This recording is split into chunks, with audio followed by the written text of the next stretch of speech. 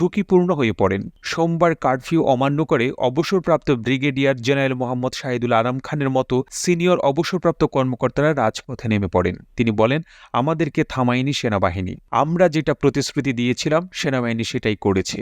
অনির্দিষ্টকালের জন্য দেশ জুড়ে কারফিউর প্রথম দিন সোমবার শেখ হাসিনা গণভবনের ভেতরে অবস্থান করেন। এটি রাজধানী ঢাকায় ভারী নিরাপত্তা প্রহরী বেষ্টিত প্রধানমন্ত্রীর সরকারি বাসভবন। এর বাইরে রাস্তায় জনতার ঢল নামে। লাখো লাখো মানুষ শেখ হাসিনাকে ক্ষমতাচ্যুত করতে রাজধানী ঢাকার রাস্তায় নেমে আসেন। পরিস্থিতি নিয়ন্ত্রণের বাইরে চলে যেতে থাকে। ভারতীয় কর্মকর্তা এবং বাংলাদেশের দুজন ব্যক্তি যারা এই বিষয়ে জানেন তারা বলেন, এমন অবস্থায় দেশ ছেড়ে পালানোর সিদ্ধান্ত নেন ৭৬ বছর বয়সী এই নেত্রী।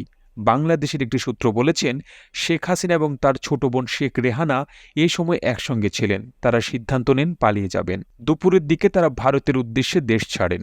প্রতিবেদনটি ভালো লেগে থাকলে আপনার